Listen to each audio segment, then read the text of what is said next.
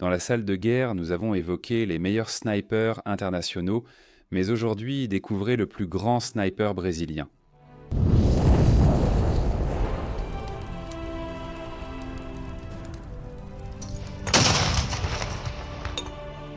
Vous croyez qu'on en est déjà au 100e documentaire, ici dans la salle de guerre?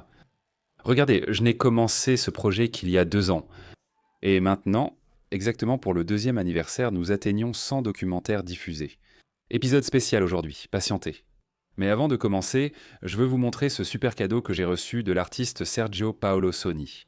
Un Reggiane RE 2005 Sagittaire du réseau aéronautique 1943. Cet avion est mon préféré de la Seconde Guerre mondiale, comme je l'ai dit en live quand on me l'a demandé. Je remercie beaucoup Sergio pour ce super cadeau, mais ne t'inquiète pas, tu auras aussi quelque chose. Parce qu'il m'a aussi offert ce tableau du Nakajima Ki-43 pour que je le fasse gagner à toi, qui es fan de la salle de guerre. Pour participer à ce tirage au sort de cette merveille, c'est très facile. Tu vas sur Facebook, tu aimes notre page et tu identifies 3 amis sur la publication. Voilà, tu participes déjà. Le lien de la publication est ci-dessous. Passons à notre histoire. Marco Antonio de Souza est né dans la ville de Rio de Janeiro le 21 décembre 1964, troisième des 9 enfants du couple Jorge de Souza et Ramira Leoncio de Souza. Son père était de gardien d'une unité du Senac à Copacabana, et c'est dans une petite pièce de ses installations que la famille prend y habiter. Son père, un homme élevé à la campagne, aspirait à quitter la ville avec sa famille. Et, après avoir réussi à acheter un petit terrain au bord du kilomètre 32 de l'ancienne route Rio-Sao Paulo, il s'y rendait à vélo tous les week-ends pour construire seul la future demeure. Une fois les travaux terminés, le petit Marco Antonio s'y est installé avec ses parents et ses frères et sœurs. Et à cette époque, il a reçu de son père, qui avait servi dans l'armée comme parachutiste, ses premières leçons de tir avec une carabine à air comprimé.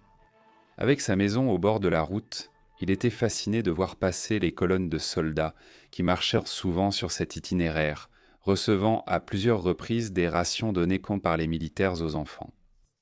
À travers ces expériences, le désir de devenir soldat a grandi en lui dès l'enfance. Et à partir de là, Marco Antonio ne renoncerait plus jamais à ce rêve. Son père, lui aussi passionné par la vie militaire, a imposé à son fils une routine exigeante de préparation physique. Et cela a fini par être la seule discipline qui captait vraiment l'attention de Marco Antonio à l'école. Passionné par la chasse, il concevait et fabriquait ses propres lance-pierres avec lesquelles il chassait de petits animaux dans la forêt. Jusqu'à ce que son frère aîné reçoive une carabine à air comprimé en cadeau de leur père. Furieux du désintérêt de son frère pour le cadeau, il prenait la carabine dès que celui-ci partait. Avec elle, il a acquis des compétences avancées en tir de précision, s'entraînant et apprenant seul. Et sa réputation de tireur d'élite s'était déjà répandue dans son cercle d'amis. C'est ainsi que, à moins de 18 ans, le 30 juin 1982, Marco Antonio s'est présenté à la commission d'enrôlement militaire dans la Baixada Fluminense, et il est rentré chez lui en souriant, le document d'enrôlement à la main. Le 3 février 1983, le soldat Marco Antonio a été incorporé au 25e bataillon de la légendaire brigade d'infanterie parachutiste basée à la Villa Militar, où il a commencé à servir dans le peloton de soutien de la première compagnie de fusiliers parachutistes. Dès la première instruction de tir, sa grande précision a attiré l'attention du sergent instructeur, qu'il a ensuite choisi pour l'équipe de pentathlon de l'unité. Après l'entraînement à la tour, Marco Antonio est monté pour la première fois dans le compartiment d'un de Havilland Canada 5 Buffalo. Il a réalisé avec habileté les 4 sauts qualificatifs de sa formation de base. Il a terminé le stage le 4 mai et a été déclaré parachutiste militaire numéro 38 327. Un jour de service dans la cour du bataillon, Marco Antonio leva les yeux au ciel. Dans le couloir du 2e étage du pavillon, une silhouette attira son attention. Un officier de l'armée, avec son uniforme impeccablement ajusté, s'appuyait sur la rambarde et, sur sa tête, portait un béret noir avec un insigne en forme de crâne. Le soldat intrigué demanda alors à son caporal la signification de ce symbole. Le caporal sourit avec dédain et lui répondit « Ça, c'est quelque chose que tu ne sauras jamais. Les forces spéciales sont réservées aux sergents et officiers. Impassible face au ton de la réponse, Marco Antonio garda simplement ce nom pour lui et la notion que cette unité devait être celle où seuls les meilleurs des meilleurs pouvaient intentrer. La curiosité resta vive dans son esprit, mais il n'eut pas à attendre longtemps avant d'être récompensé par une opportunité surprenante. Après une cérémonie de remise de diplôme, un capitaine de l'état-major de la brigade annonça à la troupe rassemblée dans la cour que l'armée brésilienne créait une nouvelle unité d'élite, le 1er bataillon des forces spéciales. Et qu'à ce moment-là, elle avait besoin de caporaux et de soldats volontaires pour intégrer son premier contingent. Marco Antonio eut du mal à contenir l'émotion qui lui parcourait les veines. Malgré les exigences plus strictes énumérées, 80 volontaires se sont inscrits pour intégrer le nouveau bataillon et, après une sélection rigoureuse menée par le nouveau commandement, seuls 9 militaires ont été retenus, parmi lesquels le soldat Marco Antonio. Le 23 janvier 1984, les officiers et les sergents qui faisaient déjà partie du détachement des forces spéciales ont commencé le programme d'entraînement ardu pour leur nouveau contingent, plaçant les soldats dans un cycle de défis jamais vu auparavant dans les histoires militaires brésiliennes. Et après 3 mois, seuls ceux qui ont résisté aux épreuves ont pu être appelés troupes d'action de commando. Le soldat Marco Antonio s'est alors appuyé sur les connaissances de l'adjudant-chef Deusdedit Cortés, un tireur d'élite.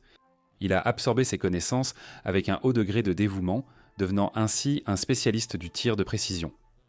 Un individu appelé sniper à l'étranger, et qui, dans l'armée brésilienne, est désigné comme tireur d'élite.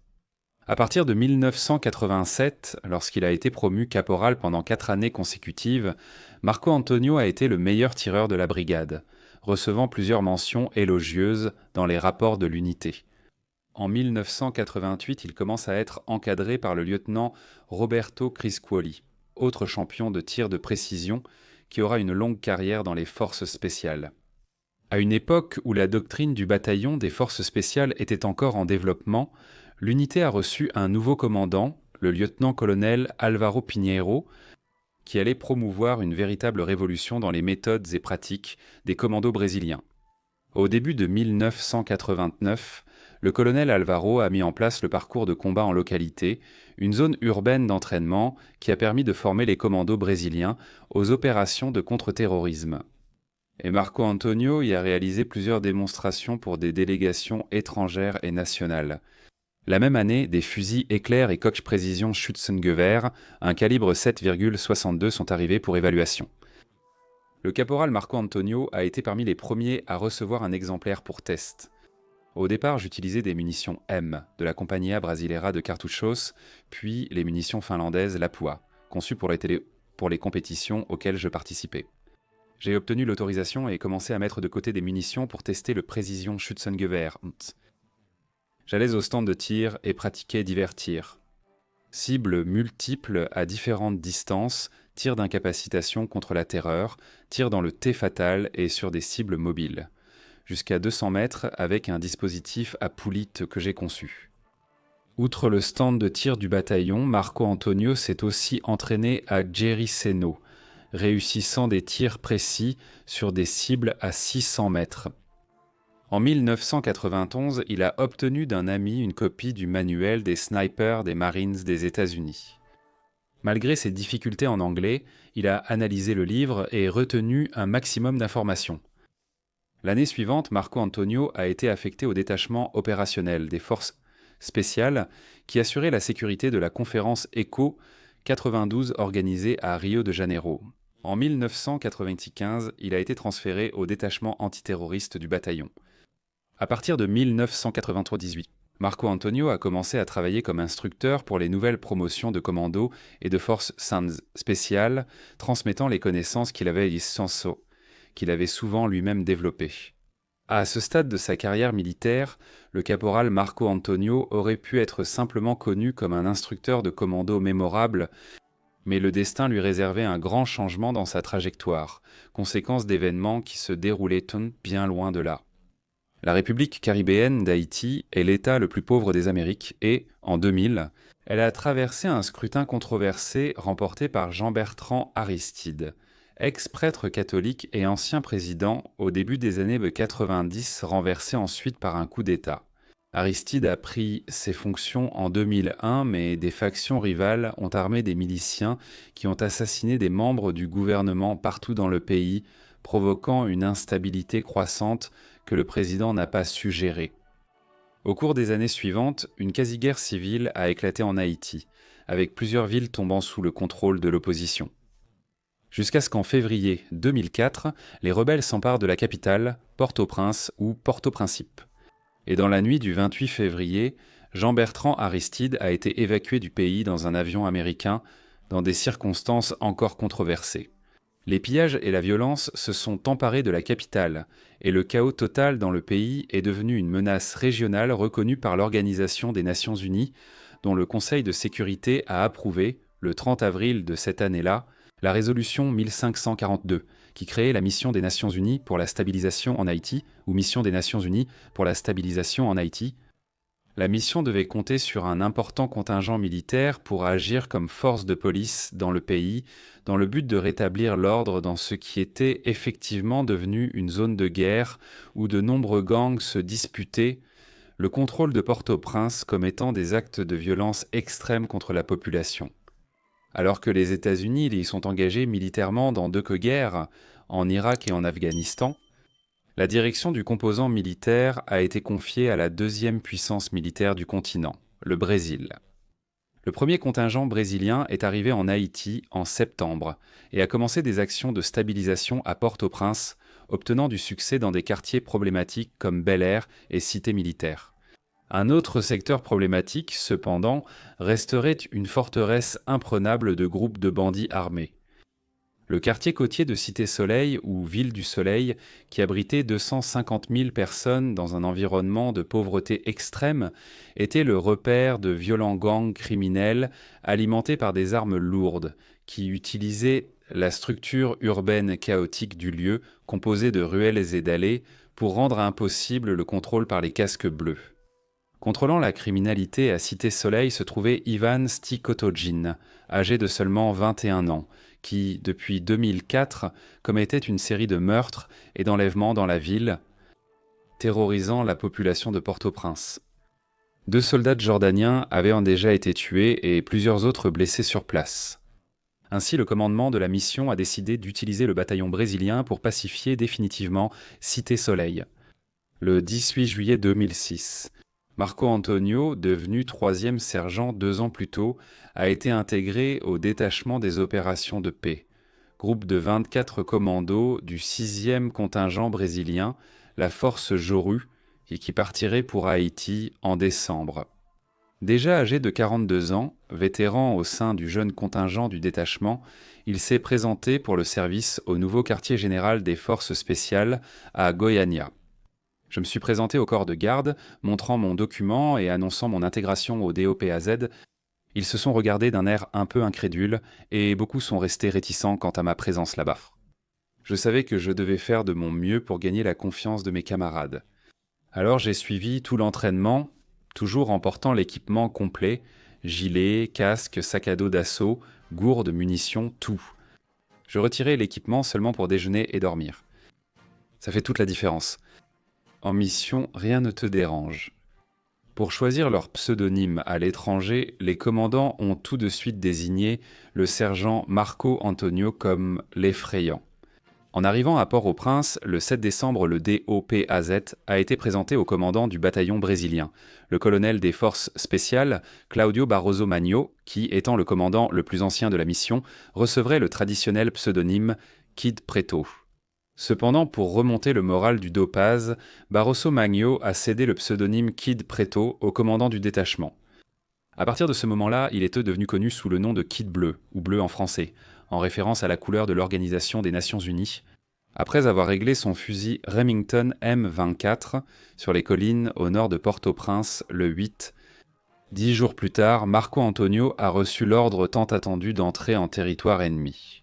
Le 18, il a participé à une reconnaissance du secteur de Boisneuf et Droyard, au nord-est de Cité-Soleil, contrôlé par le criminel Pierre Belloni, âgé de 27 ans, connu pour ses extorsions et enlèvements dans la ville. Le 21 décembre, 3 blindés OT, 64 Scots de la force uruguayenne ont été attaqués en embuscade par les hommes de Belloni dans la région. Et après avoir été attaqués par des mitrailleuses et des fusils автомат Kalachnikova, 47 les Uruguayens se sont repliés, abandonnant l'un des véhicules, tout son arsenal tombant entre les mains des bandits, qui ont ensuite incendié le véhicule. En réponse, le colonel Kid Bleu a ordonné l'exécution de l'opération Noël Pacifique, qui devait être menée le lendemain. Les forces spéciales devaient prendre 3 points forts occupés par Belloni le long de l'importante route Soleil Neuf, dans le but d'ouvrir la voie au sauvetage du blindé. L'équipe Alpha du DOPAZ devait prendre une position appelée Maison Jaune, tandis que l'équipe Bravo, dont Marco Antonio faisait partie, devait prendre l'école évangélique. L'équipe des commandos amphibies de la marine du Brésil devait compléter l'action en prenant un 3e bâtiment. Le DOPAZ s'est déplacé dans la nuit du 22, à bord de 2 blindés E-11 Urutu, armés de mitrailleuses d'appui général de fusils, d'assaut et de lance-roquettes anti-chars 4 en plus des fusils de sniper. L'équipe Alpha a été la première à arriver sous un feu nourri de автомат Kalachnikova 47. Avec peine, elle est sortie du blindé et a tenté en vain de défoncer la porte de la Maison Jaune avec un bélier. Au même moment, les commandos amphibies ont essuyé des tirs de flanc alors qu'ils tentaient de forcer leur cible. Le 2e Urutu, avec l'équipe Bravo, est arrivé sur place en ripostant avec la mitrailleuse de la tourelle. Derrière lui, dans une trappe, se tenait le sergent Marco Antonio avec un lanceur anti-char, 4 à l'épaule, équipé d'un système de visée nocturne qu'il avait improvisé lui-même. L'impressionnant Marco Antonio a alors tiré sur la force ennemie de l'autre côté de la rue, en face de la Maison Jaune, réduisant la position au silence et permettant aux commandos d'envahir les lieux. Avec un nouveau lanceur, il se retourna et effectua un second tir, cette fois contre la position qui visait les fusiliers marins, touchant de plein fouet le portail de la maison qui s'effondra, faisant cesser le feu des tireurs. L'équipe Bravo est sortie de l'Urutu. Et Marco Antonio s'est dirigé vers une position au 2e étage qui faisait face à une forteresse ennemie. En se positionnant et en examinant le champ de tir avec la lunette, il a remarqué un grand nombre de tireurs, environ 15 cibles différentes. Avec un raisonnement rapide stimulé par des années d'entraînement, le sergent a distingué l'un des tireurs et a appuyé sur la gâchette, le réduisant au silence pour toujours. L'action s'est répétée et Marco Antonio est resté ferme, même lorsque l'ennemi a découvert sa position et a criblé le mur devant lui de tirs. Dans la confusion, il a aussi subi des tirs amis de mitrailleuses, mais il n'a pas quitté son poste. Après des heures d'affrontement, l'ennemi s'est retiré des environs, permettant au bâtiment d'être occupé de façon permanente par l'Organisation des Nations Unies et aux blindés uruguayens d'être récupérés. Après le succès de l'opération Noël Pacifique, le DOPAZ s'est concentré sur la base Jamaïque, la forteresse d'Evanjeune, pour dominer la cité Soleil. Pour commencer à briser son périmètre de sécurité, un immeuble de 3 étages, connu sous le nom de Maison Bleue, a été choisi comme cible, situé à 350 mètres de la base Jamaïque et offrant une vue dégagée sur la position ennemie. Les commandos ont attaqué la Maison Bleue à 4h30 du matin, le 24 janvier, s'approchant sans être repérés et occupant le bâtiment sans difficulté. Mais quelques minutes plus tard, ce mouvement étrange a été détecté et un barrage de feu a éclaté depuis la base Jamaïque et les bâtiments environnants. Assombroso et 2 autres tireurs sont alors montés sur la terrasse et se sont abrités dans le château d'eau du bâtiment. Ils ont ainsi occupé le point le plus élevé du champ de bataille, abattant des cibles qui tiraient de tous les côtés sur la Maison Bleue. Soudain, un coup de fusil a frôlé la tête d'un camarade. Instinctivement, Marco-Antoine a pris la lunette Bushnell à l'observateur et a scruté l'horizon vers le tir. C'est alors, caché derrière un mur de briques creuses, qu'il a repéré les yeux du tireur, bientôt suivis par la pointe brillante de son fusil. Assombroso a alors guidé la visée de son collègue, qui maniait un puissant fusil Barrett calibre 50, jusqu'à un tir précis qui a éliminé le tireur, qui était probablement le tristement célèbre sniper, surnommé Henry PQD, responsable de la mort de plusieurs soldats de l'Organisation des Nations Unies. Tant ça te faisait. Les chasseurs brésiliens ont maintenu leur position dans le château d'eau toute la journée, y ayant hissé le drapeau des forces spéciales. Cet acte a provoqué un rugissement d'enthousiasme de tout le contingent brésilien qui suivait le combat. À 8 heures du matin, le 25, les commandos ont reçu l'ordre de se retirer, laissant l'occupation de la Maison Bleue sous la responsabilité des soldats du 47e bataillon d'infanterie de Coxim, dans le Mato Grosso do Sul. Mais l'ennemi a lancé une forte contre-attaque sur le bâtiment. Et, à 18h30 du même jour, le DOPAZ a reçu l'ordre de retourner à la Maison Bleue. Pendant toute cette nuit-là, le sergent Assombroso a de nouveau occupé le château d'eau et, de là-haut, avec sa réticule illuminée, il a éliminé les tireurs de jeunes un par un, avec l'incroyable taux de réussite de 100%, faisant croire aux miliciens que quelque chose de surnaturel agissait contre eux. 3 jours plus tard, agissant à l'arrière de la base Jamaïca, le DOPAZ a monté une opération pour éliminer la présence des gangs autour d'un poste d'assistance de l'Organisation des Nations Unies au centre de Cité Soleil. Aux premières heures du 28 janvier, les commandos ont silencieusement occupé une église abandonnée à proximité du poste, et Marco-Antoine s'est installé à une fenêtre en hauteur, assis sur une balançoire qu'il avait conçue. Le lendemain matin, 2 Urutus ont servi d'appât et sont passés devant le poste, attirant le feu ennemi, qui a été immédiatement riposté par les commandos. Encerclés à 360 degrés, les forces spéciales brésiliennes ont maintenu l'ennemi engagé toute la journée, et aucun milicien n'a réussi à s'approcher à moins de 100 mètres de l'église. Ayant apparemment éliminé tout le contingent, ils ont reçu l'ordre de se replier au crépuscule. Mais un tireur d'élite a été repéré à l'arrière de la voie d'embarquement des commandos. Alors que les blindés s'approchaient et que l'évacuation commençait, Marco-Antoine est resté en position, prêt à détecter tout mouvement de l'ennemi caché. Au moment tendu où le dernier camarade quittait le bâtiment en direction du véhicule, pendant une fraction de seconde, il a vu le tireur déplacer son fusil et l'a abattu immédiatement. Au début du mois de février, la force d'Evensen était encerclée au cœur du quartier, confinée dans les pâtés de maisons autour de la base Jamaïque. Le colonel Kit Bleu comprit que l'heure de l'attaque finale était venue. L'opération Joru sud-américaine a été planifiée avec pour objectif de prendre l'École nationale, un bâtiment de 3 étages situé à 150 mètres au nord de la base Jamaïque, plaçant ainsi le bastion ennemi à portée de tir directe de l'infanterie brésilienne.